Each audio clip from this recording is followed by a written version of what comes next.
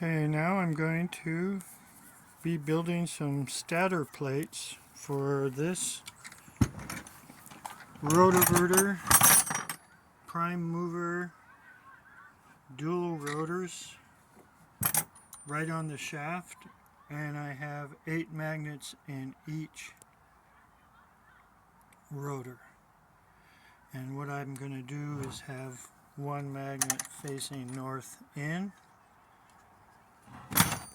one magnet facing north in this way, and the other one facing north in that way, and then stagger the rotors so that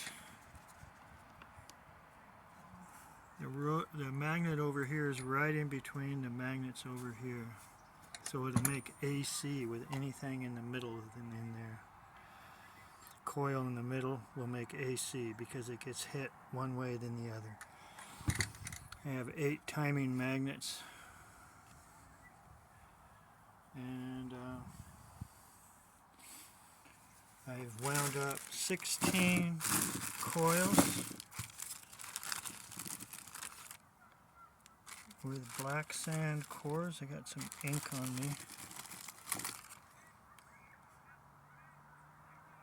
Let's get in the sunlight.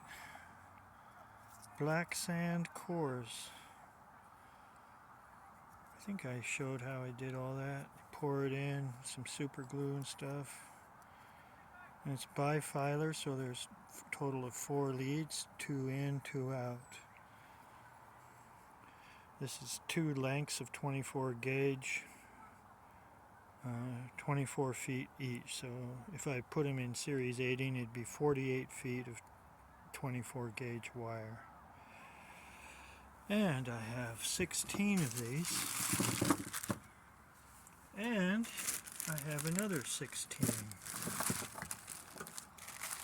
So I have 32 coils.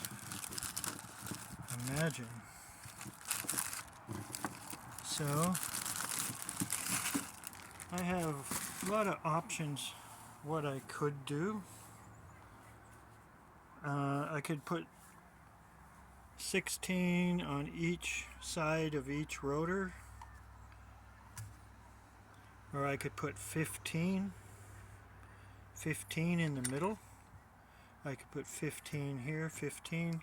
Bill Muller would say go 1 coil less than the number of magnets. So if I have 8 magnets, I'd go with 7 coils on each side, total of 14.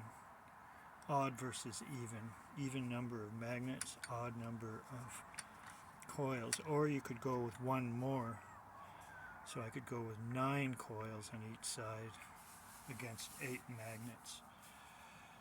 Do whatever you want. Romero UK with his looper had 9 coil positions with 8 magnets in between. The magnets faced all the same direction. I think I'm going to go with 16, and then I'll use the coils as motor coils. You know, pound the coils with a DC pulse, and 8 of them at once, boom, it moves over, 8 again, boom, 8 again. I don't know if I'm going to do that. I might go 15. Doesn't really matter. I got all these coils, and the stator plates, that's what I'm making now. And these are actually 2 stator plates. I want to make 2 identical ones if I want to have 1 stator plate of coils in the middle and another one on the outside. And I'd like to make a 3rd stator plate, but so what you do is you put them together and then you drill right through them, and then you have 2 identical ones. And now to get the center, the absolute center, I have kind of a cool little trick. First you get this, so you get the holes for the threaded rod that hold the stator plates in. Then you put this in there. Sorry.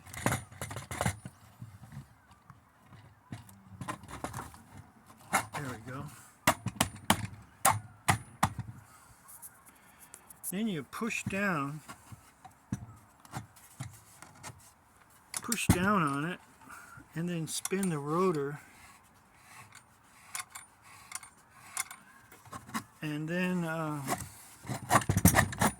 what happens is, in this case, I have this nut sticking out, this nut here, and a threaded rod I screwed into the shaft. So when I put a piece of wood, for example, against this nut, or this cut off piece of the threaded rod, when I spin it, it'll have the true center of what it's going to be. And there, see that? There's the very true center of what it's going to be. So I did this on both sides. Can't see this one as well, but it's there. Now I have the true center, and now it's just a matter of deciding, do you want 15 coils spaced around, or 16, or whatever you want, or 17. And then you drill out the holes for the coils to go in there. And plywood's good because glue sticks to it really good. It's strong too. And so, for example, let's take this coil right here. Now, what size drill bit? See, that's too small. So you can decide what size you want. So I'd say a little bigger than this one. Have some good space. Maybe this size. It's maybe a little too tight, but so then you drill out your like 16 evenly spaced, or 17 evenly spaced, and then you mount the coils in there. And I use some foam mounting tape, little strips of it, and just get them in there, hold them in pretty tight.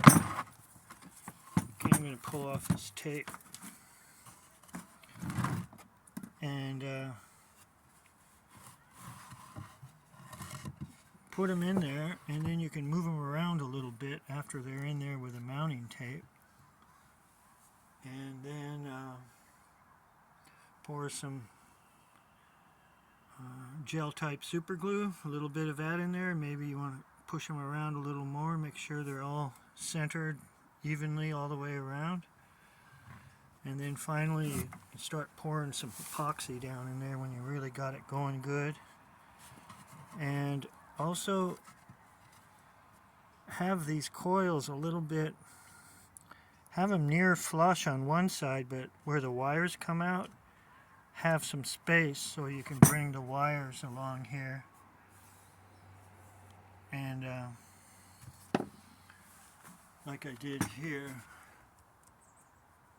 I have the coils on this side sticking out from the stator plate near flush, and the coils on this side is where all the wiring comes out, so I have them sticking out a little further on this side.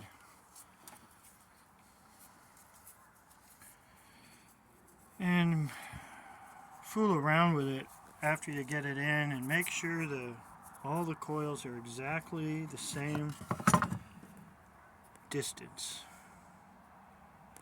And because you want that air gap really tight, as in this one. Good tight air gap. So there's the house I'm working on up there. Ex-Queensryche Jam House. And so I'm going to decide tonight what I'm going to do. I'm kind of thinking about 15 coils. Now the classic Muller design is just one rotor of magnets, just one with stator plate on each side. So if I do the classic Muller, I'm going to be having a total of 30 coils, 15 on each side. That would be the classic Muller design, Bill Muller design. And now it'll really rotate easily when you have those magnets against odd versus even. However, I have been having the same number of coils as the number of magnets. Or like this one, I have 8 coils in between 16 magnets. And now when it gets powered as a motor, you can run all coils in series, and now you have a lot of area of coils against magnets, so you get good power. Every coil is going to be pushing on a magnet. Romero UK and Bill Muller might have just like 1 or 2 coils, coil positions as motor coils, and the rest as generator coils. And that's a good way to go too.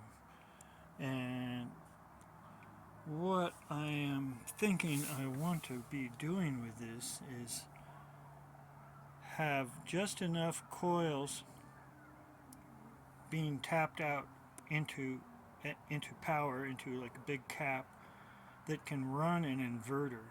I have this little stat power inverter in here somewhere, and it's really efficient. It doesn't have a transformer in it. It has DC to DC boost converter to make it go up to 120 volts or 140 volts. And so if I get some of these coils to run an inverter, now I should be able to loop it, just have some of the coils power the inverter, make them so they make 15 volts and whatever amps it'll take. 1 amp maybe, probably less, way less than 1 amp. This motor runs on 0.03 amps at 120 volts. So it only draws about 3.6 watts, this motor, while it spins nothing. And while it's spinning something like this, with the coils all shorted out as an example, it's going to draw about 0.2 amps. So at 120 volts, 24 watts. So we'll see what we can do.